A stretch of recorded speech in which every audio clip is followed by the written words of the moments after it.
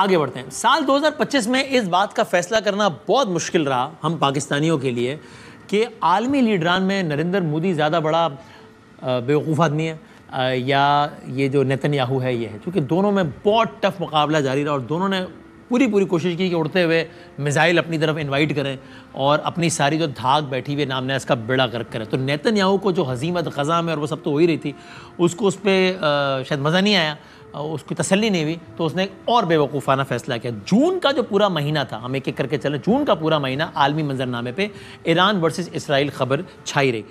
13 जून वो दिन था जब वो नेतन्याहू, जिसने खुद ही ठेका लिया हुआ है कि जो कहता है कि मेरे पास तो न्यूक्लियर बम है या नहीं, इस हवाले से मेरी एम्बिग्विटी पॉलिसी, सबको पता है क्या है एम्बिग्विटी पॉलिसी, मैं नहीं बताऊंगा कि है या नहीं, क्योंकि मेरा तो नेशनल सिक्योरिटी का मसला है, लेकिन मैं ये बताऊंगा कि तुम्हारे पास, अमेरिका के पास है, ओके बहुत अच्छी बात है, ईरान के पास है, बहुत बुरी बात है, पाकिस्तान के पास है, बहुत बुरी बात है, तुम्हारे पास होने चाहिए, तुम्हारे पास नहीं होने चाहिए। वो बचपन से चीख रहा है कि देखो ईरान के पास एक न्यूक्लियर बम है, वो ये करेगा ये करेगा ये करेगा।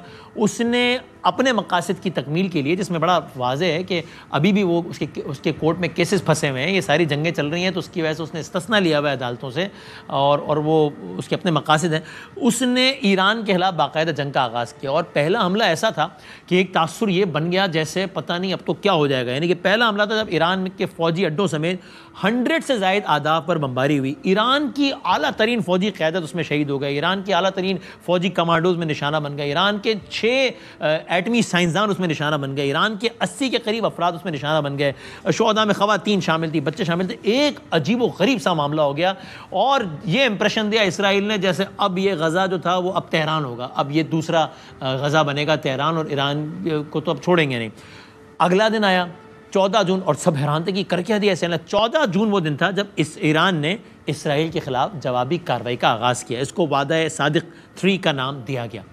अब मंजरनामा ऐसा ऐसा बदलना शुरू हुआ और फिर विद इन नो टाइम मंजरनामा ऐसा बदला कि दुनिया ने कहा ये क्या, क्योंकि पहला गांव का चौधरी अगर कोई बना हो तो उसको तो अगर कोई थप्पड़ भी मार दे तो थप्पड़ की गूंज और थप्पड़ का असर तो एक बात होती है, इटसेल्फ के इसको थप्पड़ मारने की जरूरत कर ली किसी ने, वो इससे ज़्यादा बड़ी बात होती है। लेकिन यहाँ तो थप्पड़ पड़ा और ऐसा पड़ा कि वो कहते थे तिल अबीब जो है वो तो एक आयरन डोम और महफूज छत और इसके तो करीब से कोई मिसाइल नहीं आ सकता और यूँ नहीं हो सकता और ये था। वो लोगों ने देखा मिसाइल आए, सायरन बजे, जंगी वार्निंग्स जारी हुई, इसराइली शहरियों को लोगों ने कभी इस बंकर में छुपते देखा, कभी इस बंकर में छुपते देखा और ये सारे का सारा मामला एक अजीब व गरीब अंदाज से चलता रहा और दुनिया हैरत से इस सारे मामले को तकती रही। कई दिनों तक मामला चलता रहा, यहाँ तक कि एक दिन आया 22 जून को, ये वो दिन था कि जब अचानक डोनाल्ड ट्रंप का एक ट्वीट आया कि हमने ईरान की 3 बड़ी जौहरी तनसीबात में पर B-2 तैयार है, जो कि हैवीएस्ट तैयार होते हैं, उनसे हमने हैवीएस्ट बॉम्बिंग करके उनको ख़त्म कर दिया। बज़ाहिर ऐसा लगा कि ये एक कोशिश थी कि भाई अब यहाँ से हर साइड अपनी अपनी विक्ट्री लेके बस निकले यहाँ से, चूँकि वो जो इसराइल का जो ख्वाब और ख़याल और ख्वाहिश थी कि बिल्कुल ईरान के साथ भी ये करे, वो गज़ा में भी वो नहीं कर सका। गज़ा में भी ख्वाहिश थी, पूरी नहीं हो सकी, और ईरान में वो ख्वाहिश बिल्कुल भी पूरी नहीं हो सकी। तो बज़ाहिर ऐसा लगा कि बस ट्रंप ये दावा कर दे कि भाई हमने सब ख़त्म कर दिया है और अब बस अब ये जंग ख़त्म करो। तो यहाँ पे 22 जून को ये हुआ कि उन्होंने हैवीएस्ट तैयारों से बमबारी की। 23 जून को एक और अजीब व गरीब वाक़या हो गया जब ईरान ने कतर में अटैक कर दिया। कतर में अमेरिकन बेसिस पे ईरान ने कहा कि हमारा कतर हमारा भाई है, लेकिन कतर में सबसे बड़े अमेरिका का जो बेस है वो कतर में मौजूद है, मिडिल ईस्ट में, इस पूरे रीजन में। ईरान ने वहाँ अटैक कर दिया, फिर दुनिया हैरान हुई। लेकिन बहरहाल सब ने देखा कि फिर डोनाल्ड ट्रंप ने कहा, यानी कि ये जंग इख्तिताम पजीर हुई, डोनाल्ड ट्रंप की बज़ाहिर इसमें इंटरवेंशन हुई। और जो मैं कह रहा हूँ ना कि दोनों साइड बस कोशिश थी कि दोनों साइड अपनी अपनी विक्ट्री क्लेम कर लें। ट्रंप ने कहा कि it is nearly the time, I think it was just a tremendous victory for everyone. अब आप ये देखिए कि जब डोनाल्ड ट्रंप ये कह रहे हैं, जो कि ईरान का खुला मुखालिफ है ज़ाहिर है, और जो कि इसराइल का खुला हामी है, वो कह रहा है बस जीत गए, दोनों जीत गए, ठीक है, इस काम ने ये ख़त्म कर दिया, इसके बस सब जीत गए। तो फिर ये असल में किसकी जीत हुई और डोनाल्ड ट्रंप ने एग्जैक्टली क्या कहा था, आप ये देखिए। Just a tremendous victory for everybody, including Iran. Look, you know, they've got a country and they've got oil and they're very smart people and they can come back. Israel got hit very hard, especially the last couple of days. Israel was hit really hard. Those ballistic missiles, boy, they took out a lot of buildings and they've been great.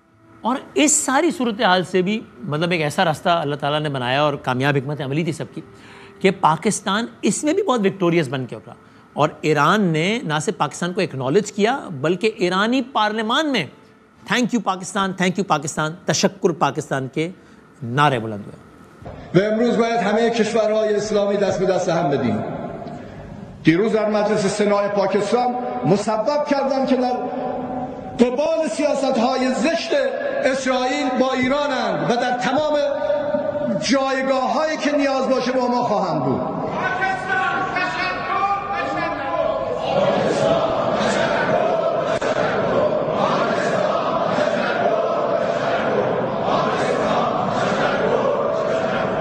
एक तरफ ये हुआ, दूसरी तरफ भारत, जिस तरह मैंने कहा, वो तो बस एक डरावना ख्वाब था ना 2025 मोदी के लिए, मतलब मोदी के लिए तो अजीब व गरीब मामला था। तो जून के ही महीने में पहली, जब ये सारा ईरान वाला मामला भी चल रहा था, तब 18 जून डोनाल्ड ट्रंप की आसिम मुनीर साहब से मुलाकात हुई। ये अपनी नौयत की पहली, अपनी नौयत की अहम तरीन, अपनी नौयत की मुनफरिद तरीन मुलाकात थी। और अभी वो इसके असरात महसूस किए ही जा रहे होंगे कि अगस्त का महीना आ गया, तो 6 अगस्त को दूसरी मुलाकात हो गई डोनाल्ड ट्रंप की और आसिम मुनीर साहब की।